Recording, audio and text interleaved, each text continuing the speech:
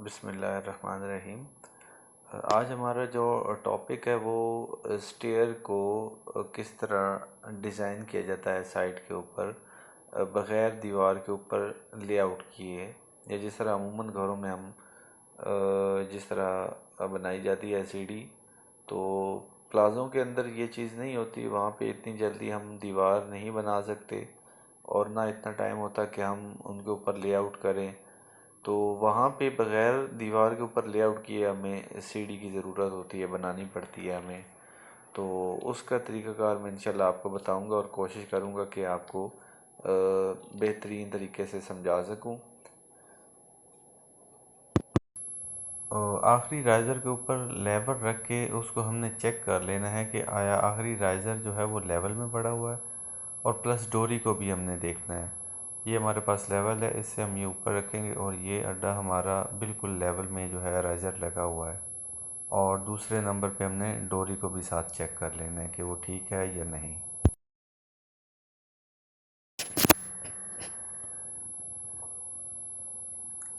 तो इन 9 अड्डों के हिसाब से हमने हाइट निकाली उसकी, और वो हमने निशान लगा दिए। तो हमारे पास इस सीढ़ी के अंदर मेन जो चीज़ होती है समझने की या लेआउट करने की, तो इसमें हमारे पास 3 लेवल्स होने चाहिए।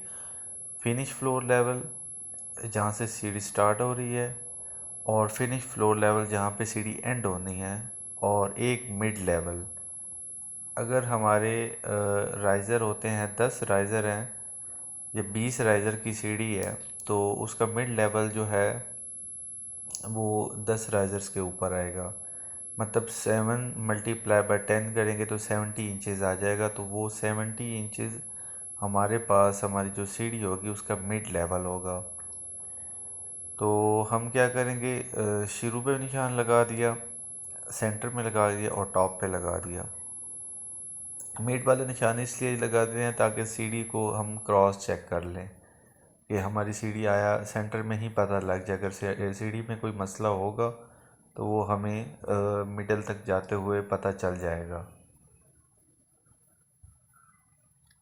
उसके बाद जब हम ये स्टार्ट करते हैं तो अमूमन हम एक स्लैब नीचे जो वेस्ट जिसको कहते हैं वो लगाते हैं। उस लगाने के बाद जो है स्टील बांधा जाता है सीढ़ी का, और फिर जो है मज़ीद हम आगे राइज़र जो हमारे लगते हैं या अड्डे कह लें जिन्हें, वो हम लगाते हैं। तो जनाब आला इस सीढ़ी के अंदर हमारे टोटल 19 राइज़र थे और 20 स्टेप्स बनते हैं। तो हमारी जो हाइट है वो 134 135 इंचज़ तक है, जिस हिसाब से हमारा एक राइज़र जो है वो कोई 7 इंच 1 सूतर 2 सूतर के करीब बनता है। तो हमने ये लकड़ी के प्लैंक्स जो हैं तख्ते बने बनाए मार्केट से मिलते हैं, ये हमने 7 इंच बाई 4.5 फुट की ये इस सीढ़ी की चौड़ाई थी, वो हमने बने बनाए मार्केट से ले लिए और उसके मुताबिक हमने इनको फिक्स करना शुरू किया। अब आपको जो पहला राइज़र नज़र आ रहा है ये हमने ज़मीन से 2 इंच उठा के लगाया हुआ है। इसको 2 इंच उठा के लगाने की वजह जो है वो ये है कि हमारी जो फ्लोरिंग होती है उसके मार्जिन को हमने पहले राइज़र के अंदर ऐड करना होता है। अगर हमारी फ्लोरिंग 3 इंच की है तो हम पहला राइज़र 3 इंच बड़ा रखेंगे। अगर हमारी फ्लोरिंग 2 इंच की है तो हम फ्लोरिंग को इसको जो राइज़र है इसको 2 इंच बड़ा रखेंगे। फिर उस हिसाब से हम आगे सीढ़ी को 7 इंच के हिसाब से ऊपर लेआउट करते हुए फिक्स करते जाएंगे। तो मेन चीज़ जो मैं आपको बता रहा था कि इस सीढ़ी के अंदर हमारे पास जो 3 लेवल होने चाहिए वो हमने निकाले, और जो हमारी लैंडिंग थी वहाँ पे ये आया था कोई 10वां राइज़र था। तो 7 मल्टीप्लाई बाय 10 किया तो तकरीबन 70 इंचज़ आया। उसको हमने यहाँ पे ये मार्क कर दिया दीवार के ऊपर। फिर यहाँ पे आके हमने ये क्रॉस चेक करने के लिए लेवल लगाया कि आया ये हमारी सीढ़ी ठीक जा रही है या गलत। इससे हमारी सीढ़ी क्रॉस चेक हो जाती है। तो ये लेवल लगाने के बाद हमने दोनों टॉप लेवल और स्टार्ट लेवल और मिडिल लेवल तीनों को हमने क्रॉस चेक कर लिया और क्रॉस वेरीफाई कर लिया। उसके बाद हमने जो हमारे राइज़र थे वो लगाते हुए हम ऊपर चले गए, फिक्स करते हुए 7-7 इंच के हिसाब से। और हर लेवल, जब हर जो राइज़र लगता है उसके ऊपर लेवल रख के बाकायदा उसको चेक किया जाता है कि क्या वो लेवल में है, क्योंकि अगर राइज़र का टॉप लेवल में नहीं होगा तो ये राइज़र का डिफरेंस आ जाएगा जो ऊपर जाके हमें चौकी में प्रॉब्लम करेगा। इस सीढ़ी को बनाने में अहम बात यह है कि अगर तो आपको ऑटोकैड आता है तो वेल एंड गुड, और अगर नहीं आता तो आपको चाहिए ऑटोकैड जो है उसको लाजमी सीखें, क्योंकि उसकी इस फील्ड के अंदर बहुत ज़रूरत है। स्टार्ट पे तो इतना मसला नहीं होता, लेकिन जैसे जैसे आप एक्सपीरियंस पर्सन होते जाते हैं तो फिर उसकी ज़रूरत बढ़ती जाती है दिन ब दिन।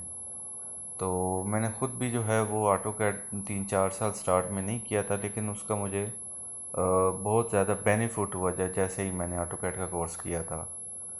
तो ये चीज़ इस सीढ़ी को जो है बग़ैर जो लेआउट के हमारा आज का मतलब टॉपिक है, तो उसके मुताबिक बनाने के लिए सबसे पहले अगर आपको ऑटोकैड आता है तो सिंपली इसी सीढ़ी को आपने 7 इंचज़ का राइज़र है और 10 इंचज़ का स्टेप है, तो वो आपने क्या करना है, ऑटोकैड में इसको ड्रॉ कर लेना है और इसकी जितनी वेस्ट की जो है या इसका जो स्लैब है उसकी जितनी जो लेंथ वगैरह निकले उस हिसाब से आपने इसको लेआउट करवा देना है। निशान मतलब स्टार्ट कहाँ से होनी है और एंड कहाँ पे होनी है, ये 2 लाइन्स आपके पास आ जाएंगी।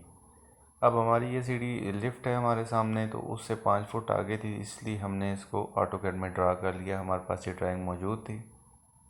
अब ये हमारे लगा रहे हैं अड्डे।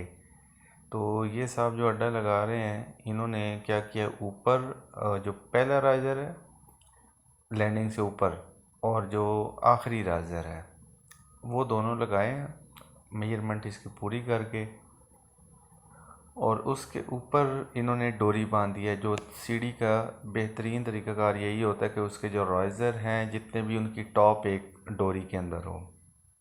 तो ये डोरी इसलिए ऊपर बांधी जाती है ताकि अगर कोई जो इसका राइज़र है छोटा या बड़ा हो तो उसकी टॉप कम से कम बराबर आए, तो जो डिफरेंस है वो नीचे शिफ्ट हो। तो इसकी जितने भी स्टेप राइज़र हैं इनकी टॉप बराबर रखने के लिए ऊपर ये हमने डोरी बांधी है। तो इसको क्रॉस चेक करने के लिए मज़ीद आपने मेरी आपसे रिक्वेस्ट है कि आपने ऑटोकैड लाजमी सीखना है। ले जी, ये हमारी जो सीढ़ी है उसकी फॉर्म वर्क उसका या उसकी शटरिंग कह लें वो बिल्कुल तैयार हो चुकी है। इसको हमने लेवल्स वगैरह रख के, डोरी वगैरह रख के, अलाइनमेंट इसकी सारी चेक कर ली है। तो इसके बाद इसकी जो है वो भराई का काम या पोरिंग होगी। तो उससे पहले एक जो काम हमने करना होता है वो ये है कि इसके जो अड्डे हैं, जब कंक्रीट की भराई होती है तो ये सेंटर से बाहर निकल जाते हैं, तो जब उसकी शटरिंग खोलते हैं तो वो अड्डे गोलाई में आते हैं। उसके लिए हम क्या करते हैं कि जो हर राइज़र है इसको जो हमारी ये तार होती है स्टील वाली बाइंडिंग वायर, उसके साथ अड्डे को स्टील जो नीचे सीढ़ी का बंधा होता है उसके साथ बांध देते हैं ताकि अड्डा सेंटर से बाहर ना निकले। ये आपको वीडियो में क्लियर नज़र आ रहा होगा कि ये साहब जो है ये इसको जो है स्टील की जो बाइंडिंग वायर है उसको जो है ये स्टील के साथ एक साइड पे बांध देंगे और दूसरी साइड पे फट्टे के ऊपर से घुमा के वापस ले जाएंगे, ताकि फट्टा जो है वो सेंटर से अपनी जगह ना छोड़े। क्योंकि सेंटर और लेफ़्ट साइड और राइट साइड जो है वो तो पहले ही स्टील नेल के साथ जो है फिक्स होती हैं अपनी जगह। तो ये सीढ़ी जो होती है सेंटर में बाहर इसमें कर्व आने का जो है वो खदशा होता है, इसलिए हम फिर क्या करते हैं कि इसको सेंटर से थोड़ा मजबूती के साथ सरिये से बांध देते हैं। ये आप इसको ज़रा देखें, ये आपको करीब से करके दिखा रहे हैं ताकि आपको मज़ीद समझ आ जाए। इसको बांधने का मकसद सिर्फ ये है कि ड्यूरिंग पोरिंग कंक्रीट पोर ये अड्डा अपनी जगह से सेंटर से बाहर ना निकले। तो ये सारी सीढ़ी हमारी ये आखिरी स्टेप है। इसके बाद हमने जो नेक्स्ट स्टेप है वो हमारा इंशाल्लाह पोरिंग लें जी। ये हमारी पोरिंग स्टार्ट हो चुकी है। हमने जो लिफ्ट है वो मैनुअली नीचे हमारा प्लांट से माल जो है कंक्रीट तैयार होके आ रही थी, तो उसको हमने मैनुअली ऊपर शिफ्ट करवाया और इसको हम मैनुअली ही पोर करवा रहे हैं ताकि इसकी फिनिशिंग बेहतरीन आए। तो ये आप देख रहे हैं कि पहले अड्डे से कंक्रीट जो है हमारी ये 4000 PSI है, जो 1.5-3 से थोड़ी सी ज़्यादा इसकी रेशो बन जाती है। रेशो ज़्यादा रखने का मकसद सिर्फ ये है क्योंकि हम छत के साथ नहीं भरते, तो ये जब हैवी और स्ट्रेंथ कंक्रीट की ज़्यादा होगी तो ये इसकी मजबूती भी ज़्यादा होगी। तो ये हम तकरीबन आधी सीढ़ी हम भर चुके हैं। तो आगे इसके बाद फिर टाइम थोड़ा सा जो है वो लेट नाइट शाम हो जाती है, तो लाइट वीडियो उस हिसाब से क्लियर नहीं आती, इसलिए हम इसको तकरीबन आपको 70% तक बढ़ता हुआ दिखाएंगे। उसके बाद इंशाल्लाह आपको जो इससे नेक्स्ट वीडियो है उसके अंदर इसकी फॉर्म वर्क खोलते हुए और इसकी साइड्स वगैरह सारी मुकम्मल आपको नज़र आएगी इंशाल्लाह। ये हमारा मेसन लगा हुआ है। पहले हमने हाफ तक भर ली थी क्योंकि कंक्रीट जो थी हार्ड थी, मतलब इतने ज़्यादा हमने जो है उसको नरम नहीं रखवाया था क्योंकि सीढ़ी के अंदर ज़्यादा नरम माल रुकता नहीं है, तो वो अड्डे भरने के लिए इसको थोड़ा सा इसमें पानी कम होना चाहिए। तो ये हमने सीढ़ी भर ली। अब इससे नेक्स्ट वीडियो में आपको दिखाते हैं